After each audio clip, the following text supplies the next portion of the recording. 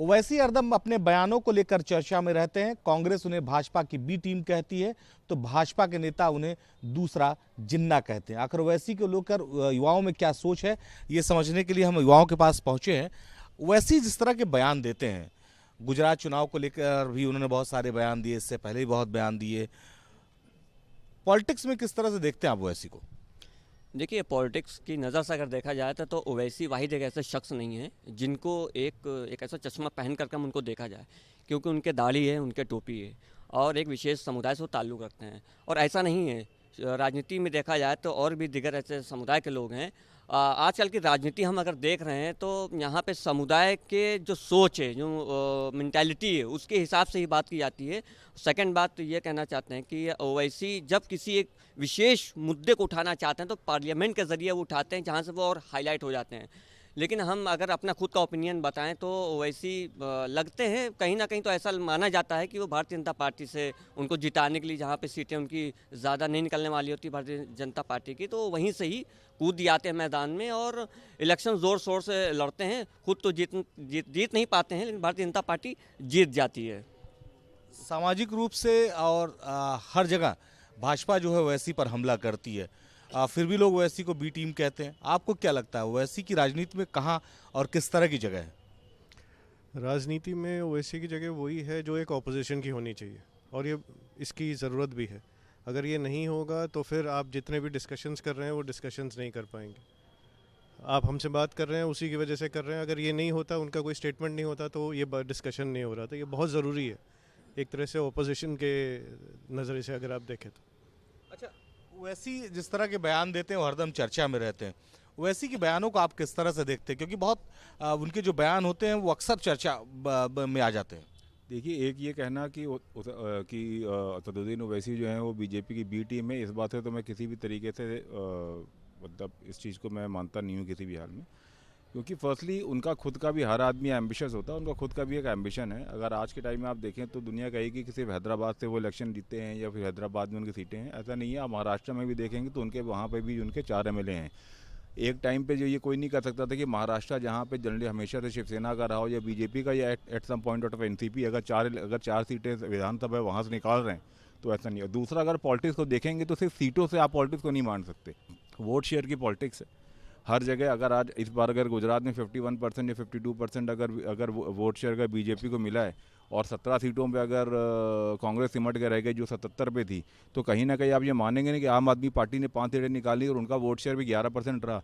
तो अगर हम उस इलेक्शन के उस फेज़ में पहुंच चुके हैं जहां पर हर एक वोट बहुत ज़्यादा ज़रूरी है। अगर सीट नहीं भी निकलती है, अगर आईएमएम की सीट नहीं भी निकलती है, तो उसके बाद भी अगर मान लीजिए 3 से 4% या 5 विशेष समुदाय से एक ताल्लुक़ रखते हैं जो उन्होंने बताया है, अगर 4 से 5 सीटें वो अगर अपनी हार्ड लाइन के बेसिस पर अगर वो निकाल सकते हैं, 4 से 5 अगर % वोट भी निकाल देंगे, तो जो पार्टी एक दूसरी है उसको, हाँ, ये इसलिए इसी वजह से लोग कहते हैं कि शायद वो बीजेपी की बी टीम है और उनको बहुत ज़्यादा फ़ायदा दे रही है। बट ऐसा कुछ नहीं है, हार्ड लाइन है आज के टाइम में। बिल्कुल ही जो है एक आप कह सकते हैं कि बाई पार्टीजन पॉलिटिक्स तो रही नहीं है, सारी की सारी पॉलिटिक्स पार्टीशन है, हर आदमी उसको देख रहा है।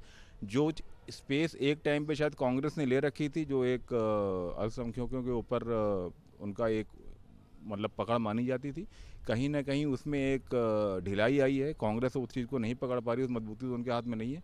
तो वो एक वोट शेयर है, तो अगर उसके लिए करने के लिए अगर असदुद्दीन ओवैसी करना चाहते हैं तो वो करेंगे उसके लिए। जैसे आपने देखा होगा एक टाइम में 2 सीटें बीजेपी की थी, 89 में 84 में 2 सीटें थी, 89 में वो 89 पे पहुँच गई थी, एक मुद्दे पे पहुंच गई थी, सिर्फ आपको रथ यात्रा अगर आपको याद होगी।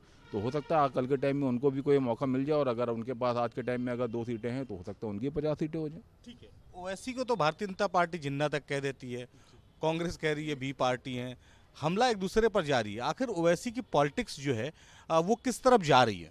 ओवैसी की पॉलिटिक्स वहाँ चलती है जहाँ पे धर्म की लड़ाई होती है। यहाँ उत्तर प्रदेश में उनकी कुछ नहीं चल पाई, बंगाल में उनकी कुछ नहीं चल पाई, बिहार में उनकी जो सीटें आई थी वो भी विधायक उनके टूट के जो है आरएलडी में चले गए, आरजेडी में चले गए। तो ओवैसी और भाजपा को मैं केवल यही मानूंगा, जनता को, युवाओं को, छात्रों को बरगलाने की राजनीति करते हैं। उनका विकास से किसी चीज़ से कोई मतलब नहीं है। वो तो कहते हैं मुसलमानों की चिंता हम ही करते हैं, खाली उत्तर प्रदेश में और देश में जितने दल हैं। ओवैसी मुसलमानों की चिंता करते हैं और बीजेपी हिंदुओं की चिंता करती है। मैं हिंदू हूँ, मुझे कौन सी नौकरी मिल गई, या अभी फीस वृद्धि हुई है कॉलेज में छात्रों का, मतलब हमारी फ़ीस अभी पिछले सेमेस्टर में 4,500 जो थी अब 6,500 हो गई है। उस पर कोई ना नेता बोलता है। एक हमारे नेता हैं आदरणीय अतुल प्रधान जी, वो सदन में बोले हैं कि और शिक्षा मंत्री जो हैं उन्होंने कहा कि 2016 में हम विश्वविद्यालय को महाविद्यालय को लेटर भेज चुके हैं और अभी तक कोई लेटर नहीं आया है जो छात्र संघ चुनाव को बहाल करा सके। मुद्दों पर बात नहीं होती। ओवैसी को आप किस तरह से देख रहे हैं? उनकी जो राजनीति है, हरदम हार्डलाइनर बोलना है, एक विशेष वर्ग को टारगेट करना और एक विशेष वर्ग के लिए बोलना। देखिए, अगर ओवैसी की बात है तो इसमें कोई दो राय नहीं है कि बीजेपी की बी टीम है, नहीं है, वो बीजेपी की बी टीम है। और वो जो भी पॉइंट अगर रखते हैं, जो भी बात वो करते हैं तो संवैधानिक तौर पे ही करते हैं। वो पॉइंट जो भी रखता है वो कानून के दायरे में रख के करते हैं, ताकि लोग उनको ये ना कहें कि ये धर्म विरोधी बात करे, लेकिन वो धर्म विरोधी बात करते हैं। बिल्कुल ऐसा है कि और राजनीति की जहाँ तक बात रही, वो राजनीतिक तौर पे हमें नहीं लगता है कि वो एक मुसलमान जैसे मुसलमान है वो, तो मुसलमान वर्ग के लिए ही वो काम करते हैं। नहीं, वो सिर्फ बरगलाने और दंगा फसाद के जरिए वो काम करते हैं वो। और ओवैसी बरगलाने की पॉलिटिक्स करते हैं। आप ओवैसी की राजनीति को किस तरह से देखते हो? तो कहते हैं कि वो देश का विकास करना चाहते हैं, शायद इसीलिए जो है वो इस तरह की हार्डलाइनर बातें करते हैं। घर का वेदी लंका ढाए। मैं आपको बात कहना चाहूँगा, ये वही ओवैसी साहब हैं जिनको 2012 से पहले शायद ही ज़्यादा लोग जानते हों हैदराबाद के अलावा। मगर जब एक तबका आता है लड़ने की, देश के प्रधानमंत्री जमा लड़ने के लिए आते हैं, तो वो फूट डाल राजनीति नहीं होती है कि एक तबके को हम पकड़ लेते हैं, एक तबके को आप पकड़ लीजिए। तो आप अपनी जगह अच्छे हो जाएंगे, मैं अपनी जगह अच्छे हो जाएंगे। जब मैं आपके ऊपर थूकूंगा तो मेरे लोग मेरा सपोर्ट करेंगे, जब आप मेरे ऊपर थूकेंगे तो आपके लोग आपको सपोर्ट करेंगे। इस तरीके से यहाँ पर राजनीति हुई है। ये वही ओवैसी साहब हैं जो 2007 तक कांग्रेस का सपोर्ट किया। इन्होंने कांग्रेस में रहे, 2012 में खुद को हाईलाइट करने के लिए ये अपोजिशन के तौर पर उतरने की कोशिश कर रहे हैं। इनके नतीजे हर जगह हैं। जो इंसान कम एजुकेशन रखता है और अपने आप को क्या जज्बाती व्यक्ति होता है, जो धार्मिक ज़्यादा ध्यान देता है, वो कहीं ना कहीं जुड़ने की कोशिश करता है। लेकिन जो इंसान एजुकेशन की ओर ज़्यादा आगे बढ़ रहा है, एजुकेटेड है, वो इन सब चीज़ों में नहीं पड़ता। उसको रोज़गार चाहिए, उसको उच्च शिक्षा चाहिए, उसको चीज़ें चाहिए। लोगों को रोजगार चाहिए और देश में अच्छी व्यवस्था चाहिए। मुसलमानों की बात हरदम वैसी करते हैं। आप किस तरह से कम उनके इस दावे को कहते हैं? वो भारतीय जनता पार्टी कहती है हमने मुसलमानों के लिए बहुत किया, कांग्रेस का भी दावा है कि हमने अपनी सरकार में बहुत किया।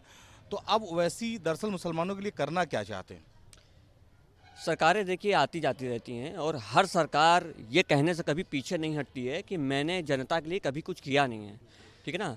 और रही बात ओवैसी की, तो ओवैसी ये कहते हैं कि हम मुसलमानों के प्रति जो दिल में रखते हैं और हम उनके खिलाफ़ ना कुछ सुनना चाहते हैं और ना ही उनके खिलाफ़ कुछ काम ऐसा हो रहा हो तो हम देखना चाहते हैं।